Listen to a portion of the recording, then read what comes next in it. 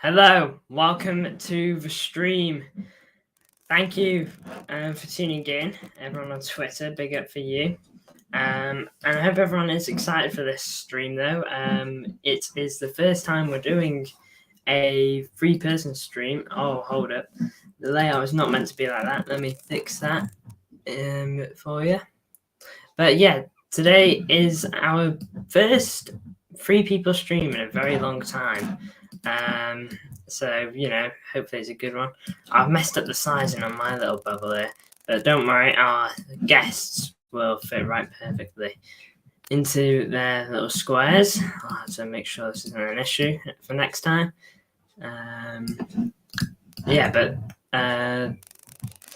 It is the first time doing a multiple people one in a while on StreamYard, so if you will bear with me, that'd be great. Save this new layout.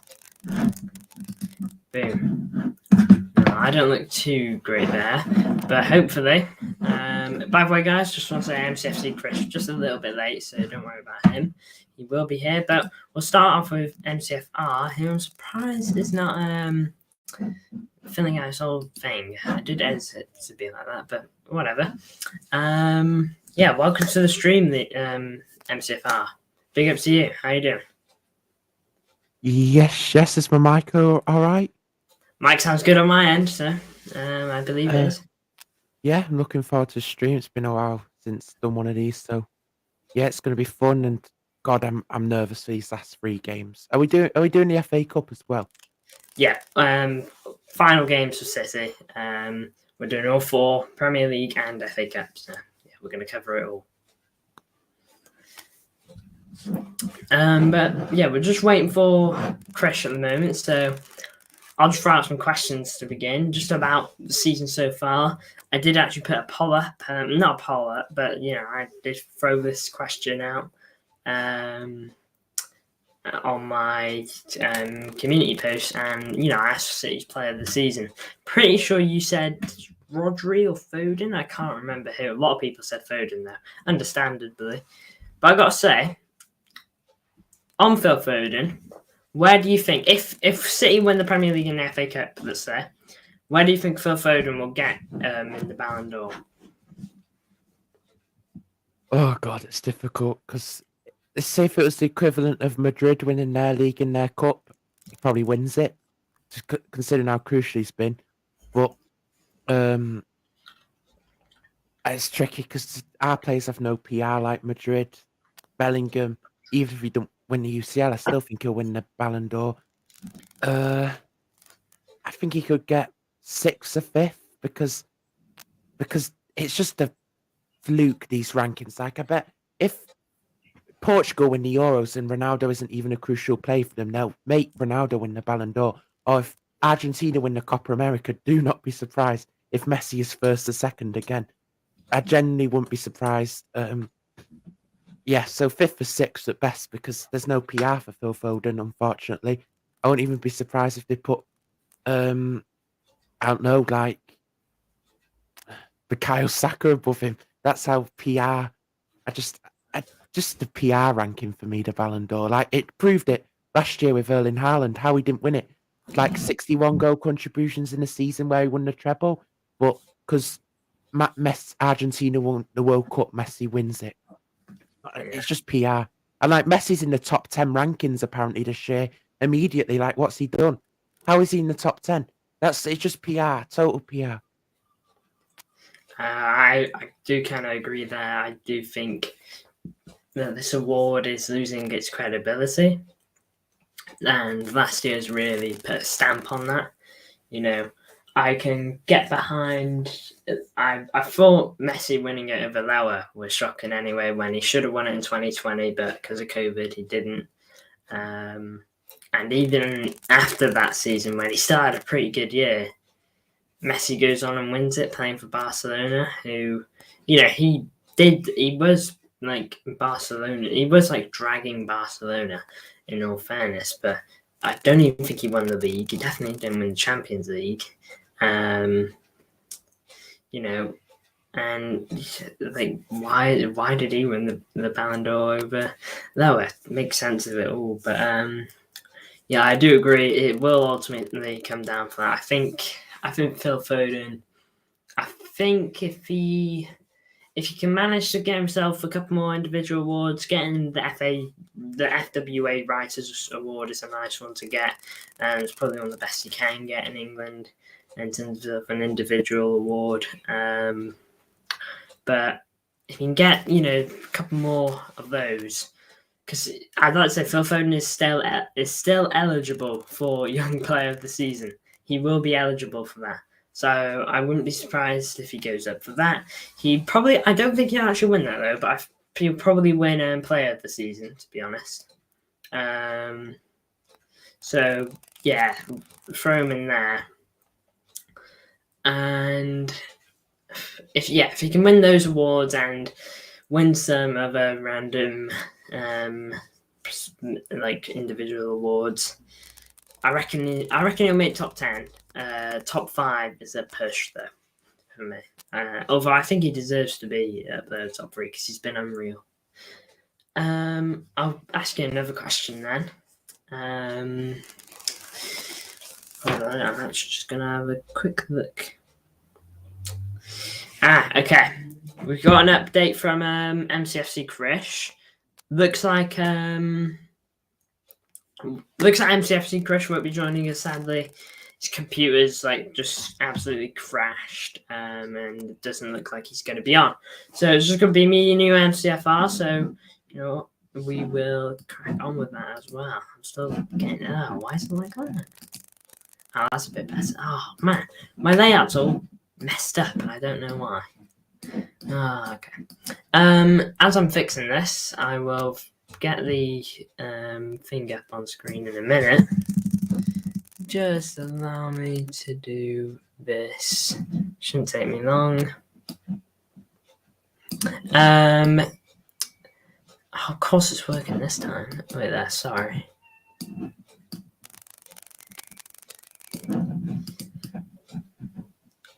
MCFC Krish is just messaging me again, by the way, guys, so I'll have a look at that in just a moment.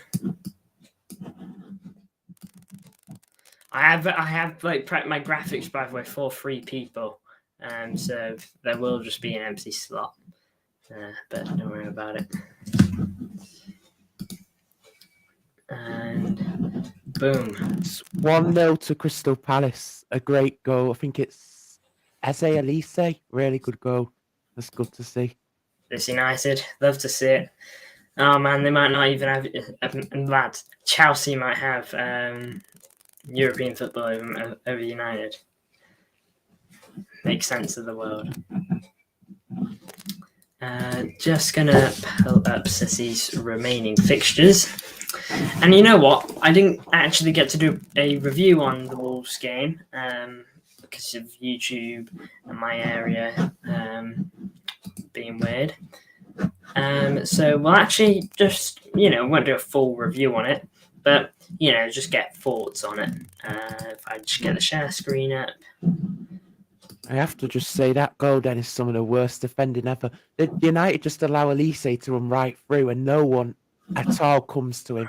And he just runs right through Johnny Evans, the lot, Wan-Bissaka, just for a clear goal.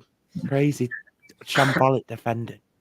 I'm pretty sure United, I'm not going to give them any points there, but is it true that I have no fit centre-backs?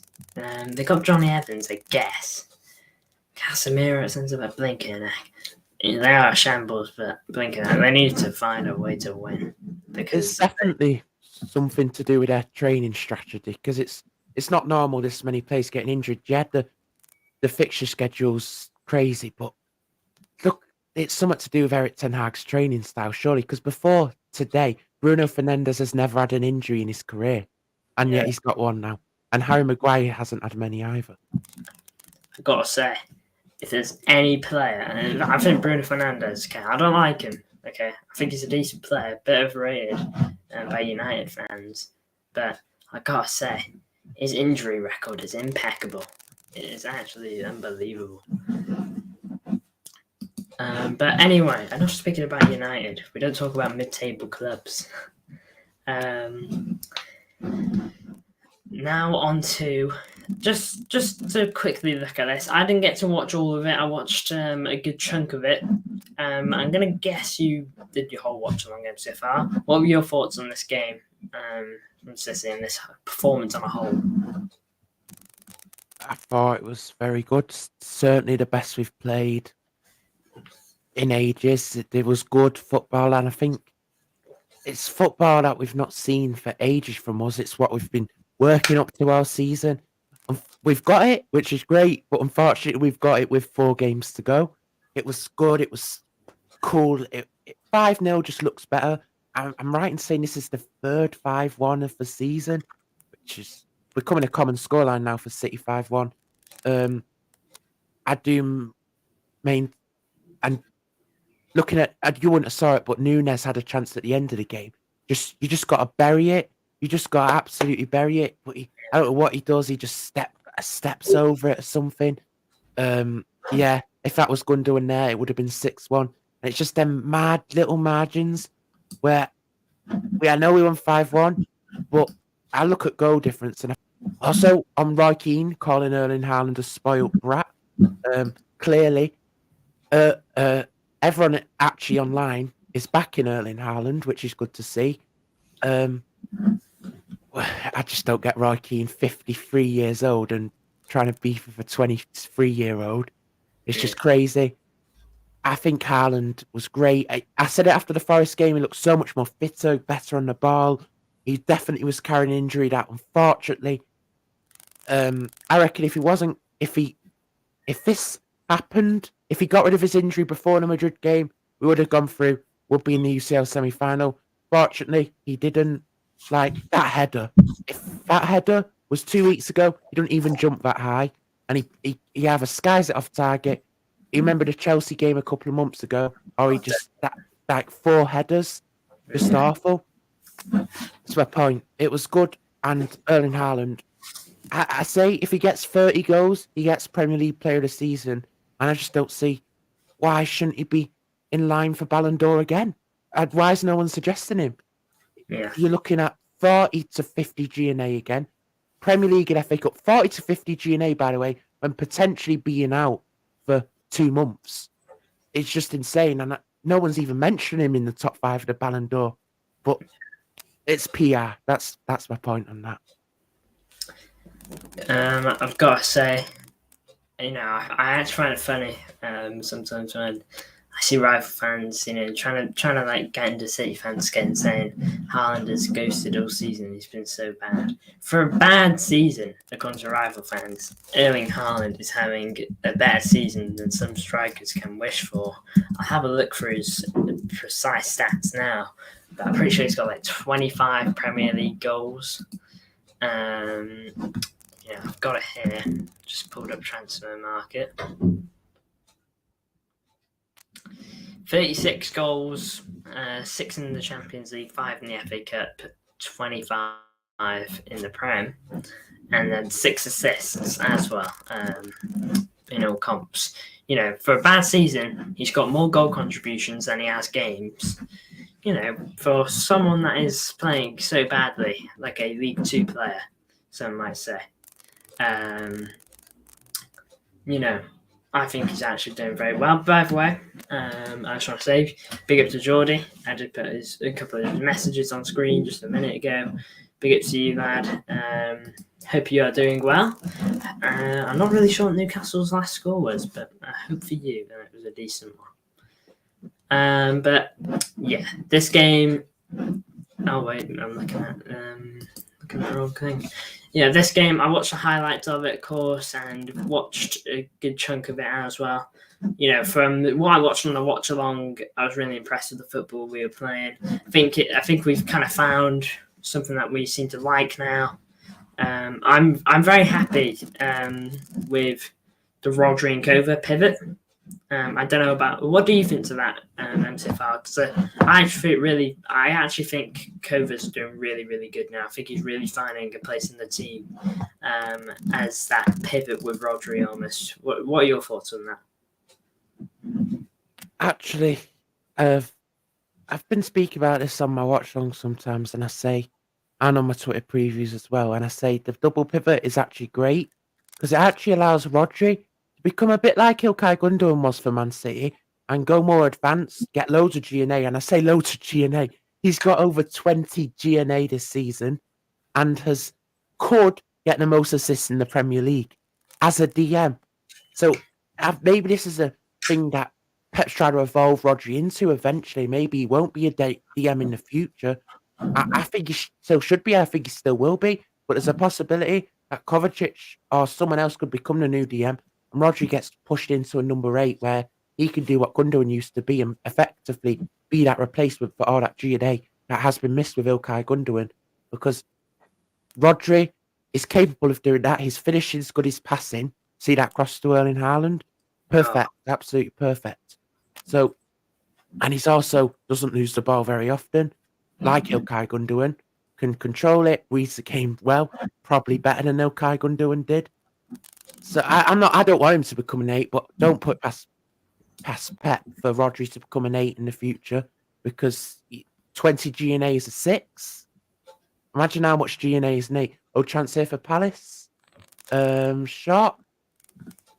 Oh, the Palace player blocked it. But yeah, like I said, I think this double pivot is working well because it's allowing Rodri to move more advanced, which allows basically more goals and better football. Yeah, I've got to say, Rodri, I saw a post by TNT Sport, and it was like Declan Rice has got more interceptions, tackles, and whatnot over Rodri. They showed about like 8 statistics saying that Rodri's got more of this. Not saying he was better, but trying to put a conversation out there. I'm sorry, but when I watch Rodri, if he goes into any team and he takes them up 2 levels, he will go into any team in the world. There's no doubt about it, and he instantly becomes probably, once you've played a season with Rodri at his best, and then once you lose him on the 3-game suspension like we did, you realise just how valuable Rodri is. Because after Rodri got suspended, okay, I remember looking at this game, and I remember still thinking City could win, and that it would be not a walk in the park, but we'd leave with the 3 points. It was one of our worst performances of the season, and we did not look the same team. I didn't watch the game, but that's what like everyone says that did. Then we look at I don't think he actually would have played against Newcastle either way, to be honest. But then we look at Arsenal. We had 4 shots on goal? How many of those on target? I don't even know. He's so important to this team. And the fact that he's putting goal contributions onto his game is crazy. He is the best DM in the world because he's more than a DM. He's a creator, and he can just do it all. I feel. But I would like to say 22 GNA as a DM is crazy. But I'm actually going to give Rodri some props real quick. Everyone goes on about KDB's passing, and I do think KDB has got like the best. I think what KDB's got is the best pass to lead into a goal. I think that's what KDB's great at. I think that's KDB's thing. Whether that means he gets an assist or he plays the pass that someone else will play in for an assist, or you know what I'm saying, just anything that'll lead into a goal. I think that KDB's best field, and he's so good at it. The fact that he's a master of that is crazy. But I think Rodri's actually our best passer. Watching him pass is actually like poetry, I feel. Watch him just easily ping a ball, and that's like something I vision myself doing on the pitch if I play on the park with my mates or whatever. I try and just see that ball, okay? Not like Rodri, but I want to do that. But then I try it, and I've given the ball away. He's so good, and he nails it every time. And I do think he's City's best overall passer, personally. So unreal. But I also want to just mention real quick, last point on the Wolves game. What do we think to the no winger system? Which seems to be some, it's more like just midfielders drifting wide, if I'm being honest. What do you think to MCFR? You know what? Well, first I thought, when we played this against Brighton, I thought, well, no wingers? Really? But Pep, yet again, he risked it. He risked it a lot. He took a risk, and it just proves why he's the best manager in the world. We played it twice now. We beat Brighton 4-0. Brighton, who actually I don't like. I think that, dare I say it, because people really... there's like a Brighton brigade online that if you say anything bad about Brighton, certain people will just come for you, and anything bad about Roberto De Zerbi. Is it only me? Is he really overrated? What do you think about Roberto De Zerbi, just quickly? Because I just don't. I mean, haven't Brighton got like 1 win in 15 games, whilst losing 3-0 to Bournemouth, 4-0 to Luton? But yeah, what is it going on to? So the wingers, Brighton, we used it against a poor Brighton side, and yeah, it worked. 4-0, brilliant. And I thought, do you really think we're going to do it again? Well, I'm sorry, I'm just getting distracted by the Palace game. But I thought, do you think we're going to do it again? No, look at the fixtures left. Will Pep want to risk that again? And then I look at Wolves game, and I was nervous for this game. There was a lot on the line for this Wolves game. I was nervous. He tried it again, and damn, it worked again. And keep doing it, and we'll keep winning. I genuinely think it, and I'm a big fan of it, to be honest. Yeah, I do like the no winger system. I'd like to see it again, just to really see how it will work. But on a bit of a high note for this stream, looks like MCFC Krish, it has actually appeared. Hoping that your computer's all right, Krish. How you doing? If you're there. Maybe his computer's still playing it, but we'll keep him in there for when it doesn't. Anyways, there. Moving on to Man City's actual games now. Let the preview genuinely begin. Now then, Fulham away from home, 12:30 kickoff. Don't like a 12:30 kickoff. Absolutely stinks. By the way, to answer your question on De Zerbi, I think he's a worrying manager, to be honest. Last year he was doing pretty good with Brighton, and it looked like something that could have been promising.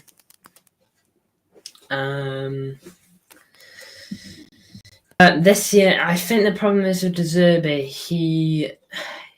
Once you find him out, you find him out. Once you know how to play him, you're gonna destroy him. We've seen games this season where Brighton have just let goals in for fun, conceding 4 goals to Luton Town, a relegation battle team, a team that's just come up from the Premier League, and you're getting battered by them 4-0. I know, I'm pretty sure it was at their ground. I'm pretty sure it was at Luton's ground. So I'll give you a bit of sympathy there. But you shouldn't be getting beaten 4-0. Embarrassing for them. But anyway, moving on. Fulham away from home. Last season, I'm pretty sure this was 2-1. Huge game. Alvarez scored a lovely goal to memory. How are you feeling about this? Oh wait, here's Krish. Hey Krish, how you doing? Oh, his mic's on. Hello, can you hear me? Yes, Krish, how you doing? Oh yes, yeah. Hello, I am good, thank you. And apologies for being late. Just my laptop was just so slow running, and I apologize for being late, guys. So sorry. No props, Krish. Just glad to have you on. Thought we weren't going to have you for a moment, but no worries. Great. We'll quickly start with MCFR though on the Fulham game. MCFR. What are you thinking for this game? Are you nervous? Well, I imagine you're a bit nervous because, it's crunch time in the season. But yeah, how are you feeling about this result, potential result? Well, I'm nervous for this. Fulham away. Arsenal lost there earlier in the season. You know, it's just a big banana skin, really. Fulham are decent. I mean, Liverpool did well there a few weeks ago. Just to say quickly, if you notice the Premier League Twitter keep putting out it's still a 3-horse race and that Liverpool I still have a really good chance of winning it. They're desperate for Liverpool to win it. But yeah, looking at this Fulham game, it's going to need something special. It's going to need like a banger or something. And I reckon Erling Haaland brace. I think it's going to be the same as last season, 2-1. It's just going to be really tricky. Fulham away, you know. It's just tricky. Fulham, then Spurs away, then West Ham at home. Speaking of West Ham at home, is it only me who really hopes we get another Aguero/Gundogan moment this year? I know it'll be painful, but I just want another one. It's so fun that Gundogan. Well, I don't really remember Aguero, but Gundogan especially. It's just magical. Also, this time 5 years ago was when Vincent Kompany hit that screamer. I was in hospital whilst that happened as well, so it was really special. I screamed the hospital down. But yeah, I think this game, 2-1. Let's get a job done. 5 years ago is actually mad for that Vinny Company goal. I remember watching it, man. It was crazy. Easily one of the best title races ever because it was just Liverpool and City at their very best. Both teams, if they wanted to win the Premier League, they had to win every game. Absolutely crazy. And we stopped Liverpool from going invincible as well, so it was great. Krish, now then I move on to you. How are you feeling towards Fulham? You a bit nervous for this one? I mean, Fulham, they are an unpredictable team. You know, they have had some like shocking results, and they have lost to teams that they should have maybe beat, and they have beat teams that they've expected to lose, just like MCFR said. But the Arsenal, they got beat there earlier on in the season. Anything can happen, obviously, and it's the latter stages of the season, honestly. But I still do think we would get the win against Fulham. But I do think it'll be a very, very tough game, especially away at home. And also speaking about the Vincent Kompany goal 5 years ago, I remember watching that in the pub. I was actually on holiday. I was in Portugal, and it was my actually last stay in Portugal, and I just remembered seeing that absolute screamer. And I was just screaming the whole pub down. And then, like, the locals, obviously, they're Portuguese. They're like, they were just looking at me, like, and say, "Oh, what's he doing? Is he mad? Is he mad?" It's just absolutely wonderful. And that's definitely a great memory to cherish. And obviously, as you said, one of the best title races in history. It was only us and Liverpool, City and Liverpool, 2-horse race, chasing down the title. But honestly, that was unbelievable. Unbelievable moment. Yeah, it was a great title race. What a time to be alive. Unbelievable. But anyway, yeah, great match. Fulham, very difficult team. I've just looked up their home record in like the recent games. The last game was 1-1. Game before that, 3-1. A 3-1 loss. Game before that, a 1-0 loss. But you know, like you guys have just said, they beat Tottenham 3-0 at that ground. Let's see what other big wins they've got in. Come on. Yep, 2-1 against Arsenal. What a time that was. Arsenal dropping big points. 5-0 versus West Ham. 5-0 versus Notts Forest. Man, scoring goals galore there. You know, so they can just pull out results in this game. Hopefully, if I have a look at the table, they can get a maximum of 50 points. And the lowest they can finish in the league is 14th. That's the lowest they can finish in the league. So, really, the league is done for them. There's nothing more to really play for. The highest they can get is 9th. So, maybe, with a pinch of luck, maybe Fulham will be just kind of on the beaches there. No, I'm not relying on that, but it's a possibility. We've seen it before with other teams, so they could just be on the beaches. But Fulham not a team to be underestimated. Very good side. We struggled against them in last games, both in the 2 games last season. Correct me if I'm wrong, but one of them we needed an Erling Haaland penalty at the very end of the game. And the other one, well, we went 1-0 up, then they scored, then Alvarez got a banger, and then we had to hold on for that for the rest of the game. So Fulham are definitely not an easy team. They're going to cause as many issues as they can for us, but hopefully Pep's going to get it spot on like he really has recently. But yeah, it's away from home, so it's going to be tricky either way if the crowd gets up for it.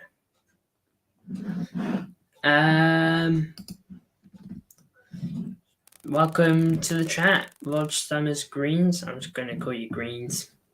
Thank you for tuning in. Haven't seen you before, so more than welcome, of course.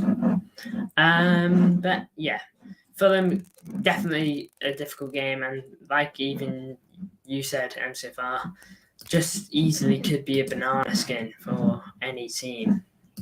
Now then, probably in terms of the Premier League, the elephant in the room, the difficult one. Now, Spurs going to cause us all sorts of problems, probably. Anyway, looks like if I have a look at Tottenham Hotspur's matches, they have to play Burnley before they play us. And if they don't win that game, then they aren't looking too good for Champions League. But if they do win that game, then they're 4 points off Villa. They've had 4 losses in a row by the way in the Premier League. Blinking, I can't believe what I'm looking at. At least they're not in good form, I guess. Hopefully that can continue for Burnley, because I'd like Burnley to stay up, but I don't think they will now. I know they don't play great football, but, for Vinny company. But Spurs, definitely the most difficult one is at this stadium. Spurs will still hold on to their hoodoo thing. The stadium we always struggle at and whatnot. So, yeah, it's going to be tough.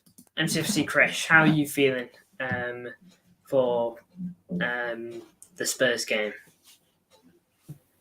Pretty much as nervous as the Fulham one, to be honest. I mean, like you said, this is probably going to be our hardest game of the running towards the end. And of course, we did beat them in the FA Cup 1-0 back in January at their stadium. We finally got a win at their stadium. Hopefully, we can do the same on the 14th. For the first time in the Premier League, we can beat them at their stadium, but it is going to be tough. And yes, I know they have just had 2 back-to-back losses. Obviously, lost against Liverpool yesterday, and then Arsenal the week before. But the thing is, they'll be more determined against us, and they would want to get a good result against us as well. And I feel like Son, he could cause us problems, but just hoping we get the win against them and hoping that there's no slip-ups. Yeah, that's all I've got to say about that. Oh, what a goal. Palace 2-0 up, by the way.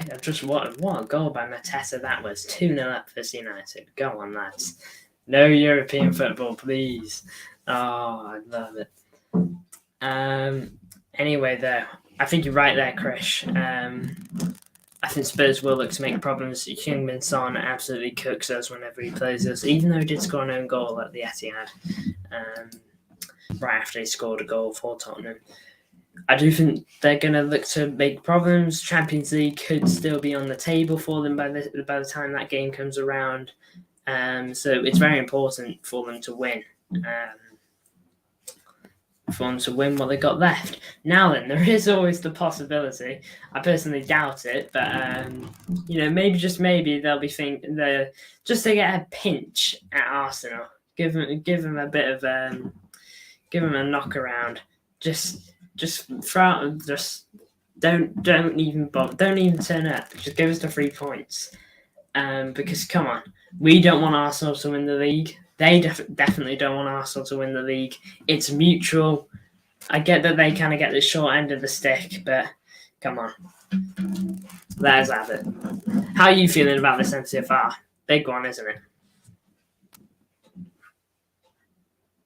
it? Yeah. What? The crazy thing about this one is Tottenham fans actually want to lose. Tottenham fans want to lose. You know, their official supporters club has wrote to their club asking to lose this game.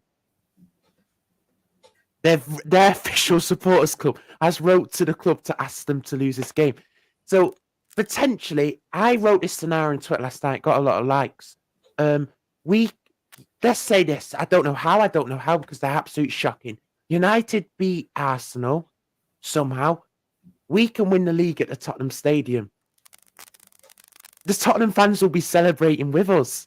They genuinely will. I would not be surprised to see a pitch invasion at full time. Spurs fans will be celebrating our goals. Oh, this is good. Yusuf Gamer, do you want to lose to us?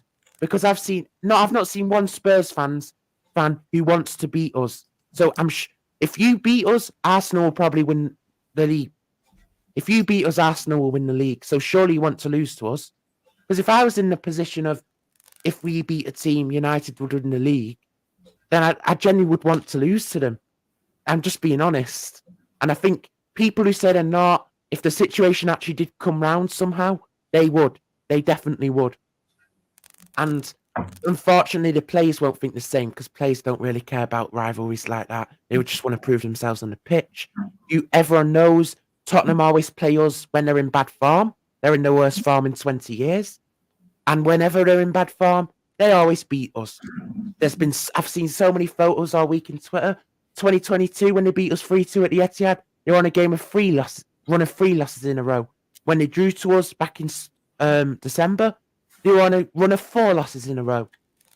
It's just the thing. Whenever they play us, they just turn into prime Barcelona. And I'm just hoping. I'm just praying. And if this could have the potential to be, for City fans who are going, the best away day in history if we win the league at this stadium. And I'm looking forward to it, and I'm going to be damn nervous though.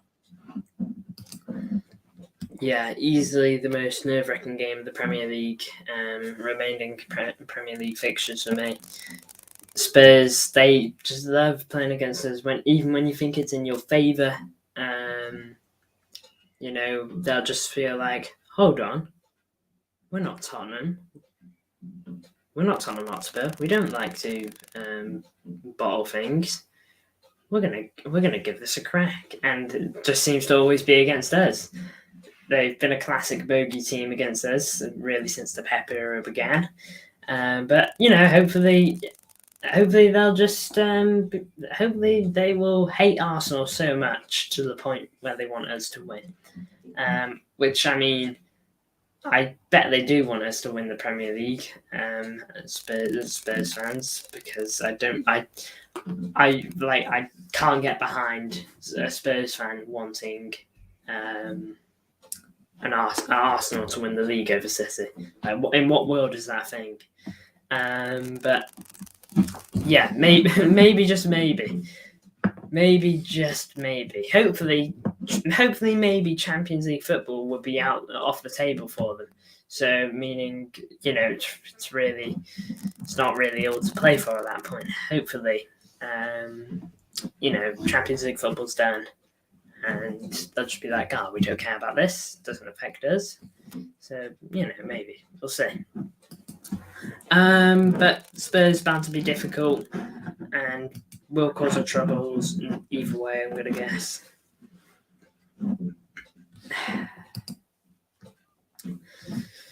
Now then, final Premier League day. We may win the league at Tottenham, but this will be the day that we lift the Premier League trophy at our ground.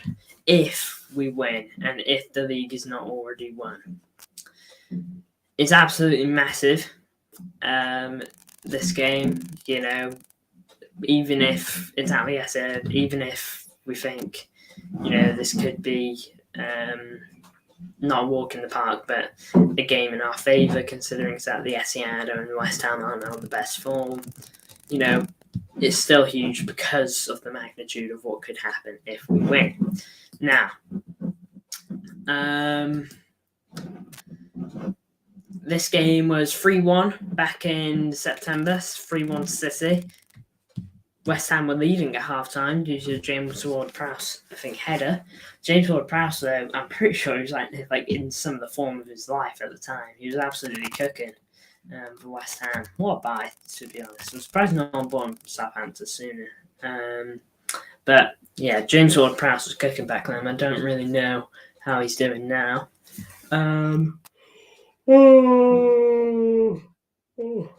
Excuse me. Now, MCFR, how are you feeling for West Ham? David Moyes, this is his final game for West Ham, it seems. Pretty sure it's all over, so maybe West Ham will want one last hurrah. But they'll probably do that like at their own stadium, to be honest. What are you thinking, MCFR? Is this going to be a nice, calm day for City?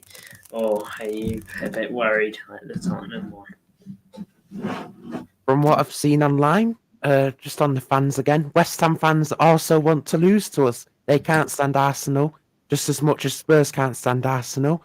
So I think this West Ham Arsenal hatred they have for each other. Apparently, West Ham fans are going to celebrate some City goals. Madness. The London teams really hate Arsenal. I cannot blame them. But what I'm hoping for here is just, to be honest, a nice, easy last day of the season. Because my prediction is Arsenal beat United, we beat Spurs. It comes down to the final day. But you all know, no matter what city it is, if it goes down to the last day, it's not easy. QPR 3-2, Brighton 4-1. That's Brighton 4-1 sounds easy.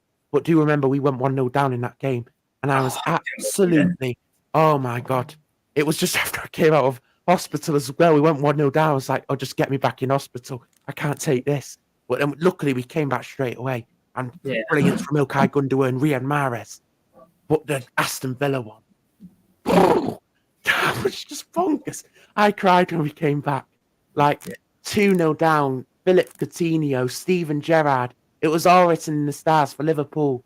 And could we see something similar with West Ham this time?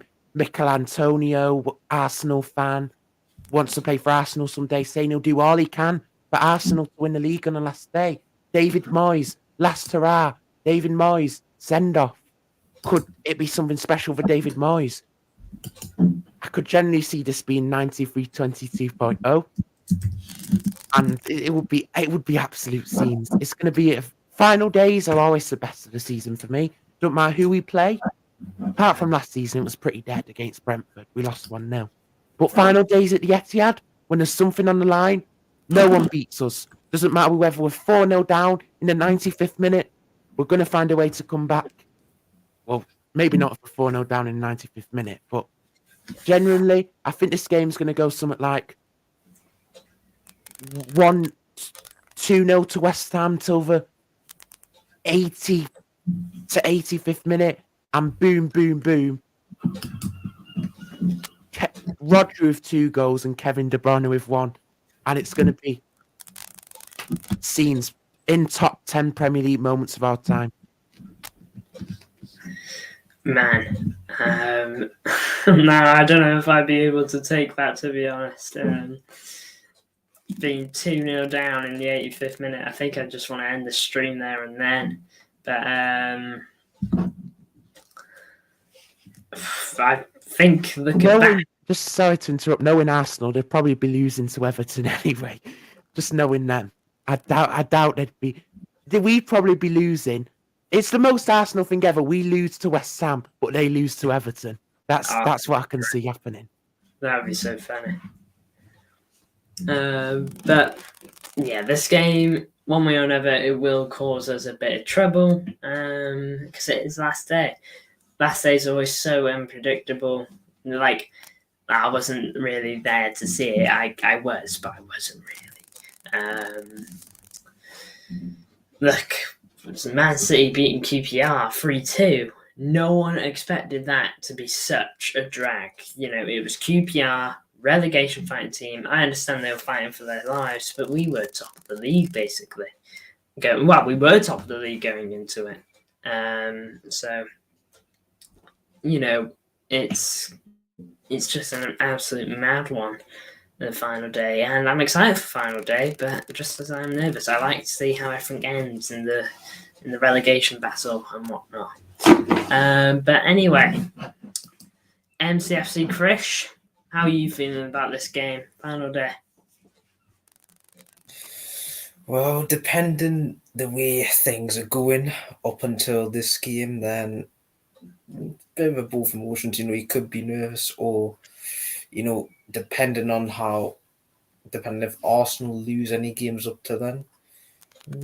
It does depend, but like obviously, I would love to win this.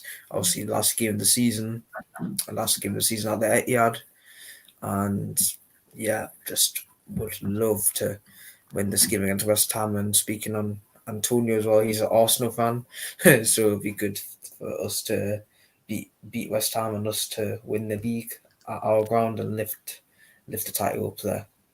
Honestly, it would be wonderful. But it could be a bit of a twist. It could be a hard game, but honestly, hope not. Just hopefully not. Just hopefully it's a comfortable win. But yeah, that's all I've got to say on that.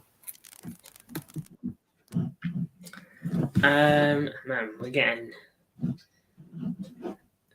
Postecoglou better than Pep. MCFR genuinely agrees. Man, I don't think he's there yet. I mean, maybe he can be, but I don't think he's there yet. I think losing to Fulham 3-0 and losing games like that, you know, that kind of scoreline is just a little bit shocking. Yusuf, you're so right, and like I genuinely agree with you. No, I'm not even joking. I agree. Imposter Coglou is so much better. Like Yusuf, you're so right, man. Imposter Coglou, love it. Anyway, I think we all agree that this one is huge because it could be what it all comes down to, final Premier League day. But this, I think, is probably like, it's not the biggest one because I think the Premier League is bigger and West Ham could be seen as kind of a bit of a final. But this is a legitimate final. It's the FA Cup as well. One of the biggest English competitions. Like there's tons of big English competitions. It's very big though. The match called the FA Cup should be Coventry in this final. Really, I'm not just saying that because I want an easy final. I'm just saying it because, be honest, I'm going to ask you both of this now. I'm sure you've seen the offside goal, okay? But the Coventry player's foot is about that much offside. Let me ask you something. If he is that much, okay, back, okay, so that he's not offside, does he not score that goal? No, of course he doesn't. It's just no. I meant well, yeah. Of course he scores the goal. It doesn't make a difference. I just hate this rule that 1 millimeter. Oh, it's such a deciding difference whether the striker, what a massive advantage he has on the defender. It's just stupid. It ruins the big moments. It ruined our moment against Spurs. Oh, a pigeon just smacked against my window. Ruined our moment against Spurs in 2019. Everyone must remember that by a millimeter. Or was it handball, that one? I can't even remember, but it was so much stupid. Ruined Coventry moment. It ruins iconic football moments. But a millimeter, that would have gone down in history as the best FA Cup game of all time. But VAR ruins it because of a millimeter. And yeah, we've probably got a more exciting final here. Or maybe Coventry would be harder, who knows? Coventry deserved it. The United fans are so shameless. Did you see them come come back in the stadium once they found out it was offside. They came running back in their numbers, the rags. But yeah, it's just crazy. And this game here, I absolutely can't wait for it because I'm going. First ever final I'm going to, FA Cup final, first ever derby I'm going to. Going to be a match day vlog on the channel. It's going to be great, and I'm going to be damn nervous, to be honest. Yeah, absolutely. And not absolutely to what is on screen right now. That's not happening, useless. I think maybe treble. Not a proper treble. You won't be in UCL. It's not even possible. It's not even possible because you're not in the Champions League. Yeah, Mickey Mouse treble. Yeah, you can't win the treble. You won't. I'm convinced. Let's have a quick look at Villa's games, because if Villa have got like Arsenal and Liverpool left, which they don't, but if they have that kind of magnitude of game, then maybe you got a bit of hope. They've got Liverpool, to be fair. But I mean, Liverpool aren't the best at the moment. Although Tottenham made them look like absolute football geniuses at Anfield. And then they've got Palace final day. Tough, but no, I don't think you're gonna get a treble because you got to be in the Prem. Anyway, though, MCFC Krish, how are you feeling towards the FA Cup final? Back-to-back derby finals. You couldn't write it. How are you feeling? Well, for this game, I'll be feeling very, to be honest, confident, because if United couldn't hardly beat Coventry, we should definitely beat them. But anyways, it should be Coventry versus City in the final, because I watched that game, and when Coventry scored, this was before when it was offside. When Coventry scored, I remember I was absolutely screaming. I was like, "Get in, Coventry! I've actually beaten Man United." But then they look on VAR, and it's literally millimeters offside. Like, just ruins the moments, like what you and Liam said. But honestly, man, United, they are so lucky to be in the final, and they don't deserve the FA Cup. They do not deserve to win the FA Cup. And the way they celebrated against mid-table championship club is so embarrassing for their status. So embarrassing. But listen, we need to humble them again. We could beat them the third time this season in the final. And listen, I think more or less everyone wants us to win. Country fans would want us to win. But more or less, probably, not even going to lie, probably Arsenal fans would want us to win this against Man United, to be honest. And yeah, just hoping we humble them on the 25th. Obviously, we'll have like a 6-day rest, I'm pretty sure, where we play after we play West Ham. And yeah, just hope we get the win. And Liam, I know you go into the game and hopefully have a great time. Hopefully you see that live. We smash the rags. Yeah, I think everyone is. Thank you. Oh. Yeah, I think everyone's hoping for that. Especially as MCFR's going there, we don't want misery, and then MCFR's got to come back and post his match day vlog. Hopefully, it will all be nice and good. But I had a good old question, and it's completely left my head.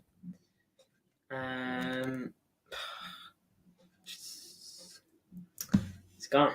It's completely gone. Absolutely gone. Oh wait, here we go, fellas. I'll ask you both this. You can both speak at the same time if you want. I don't mind. Will Eric Ten Hag do another Old Trafford speech saying that these players will go to the FA Cup final and throw everything and beat us? No way. He'd get booed. He'd generally get booed. It's nowhere near. Like, United fans last season liked him. To be fair, I could see what he was doing last season. A bit. I thought there was a lot of inconsistency, especially losing 7-0 to Liverpool, 6-3 to us. But I could see what Eric Ten Hag was doing last season. And this season he's had injuries, but it's completely fell apart. I could see him saying something at his press conference, seeing what he said last week, saying we had the best team to watch in the Premier League. and saying I play more attractive football than Pep and Arteta. He's just shambles. I think he also said we deserve to be higher than we are. All the stats prove him wrong on that. I see him saying something like we are 100% going to win or something stupid like that. But of course, he is gonna we're obviously gonna beat them. And fingers crossed, fingers crossed. What about you, Krish? Yeah, I pretty much agree with MCFR. I do not think he is going to make an embarrassing speech at Old Trafford again because, like you said, like Liam said, he'll get booed because he's just when he talks in press conferences, he just dreams like he doesn't live in a real world. He just lives in this fake dream world. He thinks that everything's going to go his way, and he thinks that United play the most attractive football, which is mad because I do not see them play attractive football. I don't see how drawn to Burnley 1-1 at Old Trafford is attracting football. But yeah, just honestly, I think I don't know what's he been having. Don't know what's going on with him, to be honest. But yeah, honestly, just hope we humble them in the final on the 25th of May, and hopefully get to third Manchester derby win and go unbeaten against United this season. Yeah, I really hope so. By the way, I just want to say, I don't think he's going to do a speech. MCFR is talking about the game that is on right now. They're throwing more ads, man. I can't stand ads. They can't go a minute without them, I swear. But yeah, United are playing bad at the moment. I can't believe you said that for this season that they played the best football. Like, maybe you could have said that last season. That's a huge maybe. Okay, because you're actually third in the league and you weren't too bad. You maybe could have said that last season. But this season, you're 8th. Chelsea, who are shocking, are above you. I'm surprised you're not getting bantered more. Have you just interrupt? I just saw Mark Overge's reaction for Palace's second goal. He's torn his light down, threw his chair across the room. His chair's broken, and had a complete meltdown. And tweeted, "I'm done with this football club." I couldn't happen to a better person. Hey, Man City could be in a relegation fight on like a fluke season. I don't think I'm throwing my chair because this chair is expensive, and I don't think I'm going to get another one for a while if I do. Throwing your chair, a bit excessive. Do you reckon surely some of it's for the cameras? Surely. But anyway, enough of Mark Goldbridge. What a fella, and it's just great to see Man United fall apart because so does he. But guys, that does conclude, I guess, the preview for the games. You know what? We'll do one last little thing. MCFR, MCFC Krish. Krish, I'll ask you first. Prediction for this game. Score prediction. Let's go.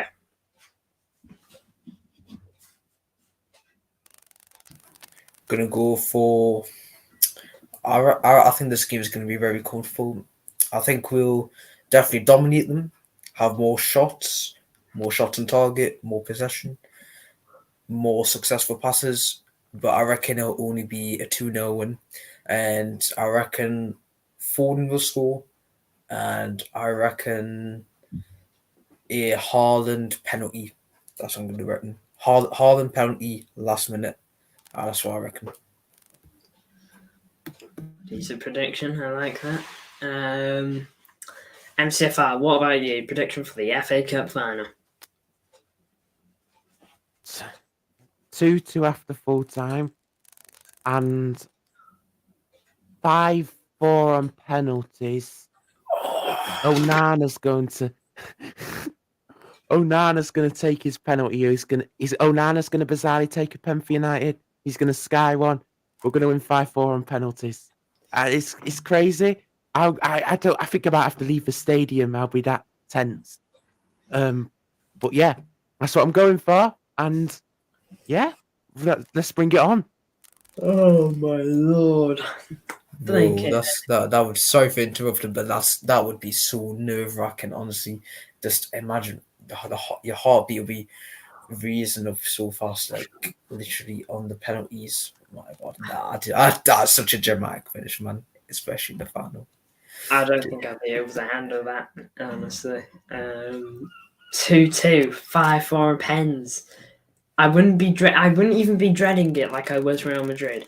I'd be dreading it because it's Man United, and I know that if Man United win, you won't hear enough about it from Goldbridge. Okay, and he might not mention 115 because it's been a bit naughty, but he will say something. He will say something to get around it and whatnot.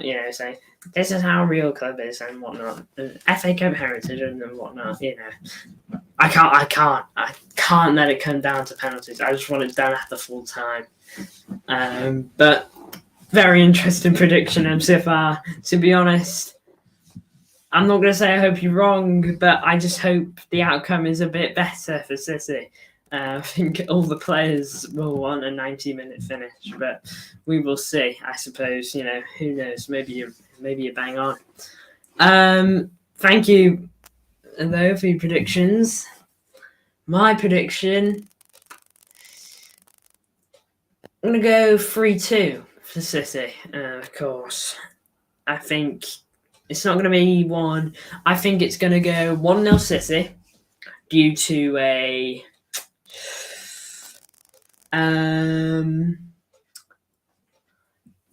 Kovacic goal in the box, bottom corner. That's what I'm thinking. Equaliser by Man United. Don't know by who. They've got too many injuries to really predict. Then they're going to score again and make it 2-1. And then near the end of the game, we're going to score 2 late goals. Maybe a bit of an Aguero moment.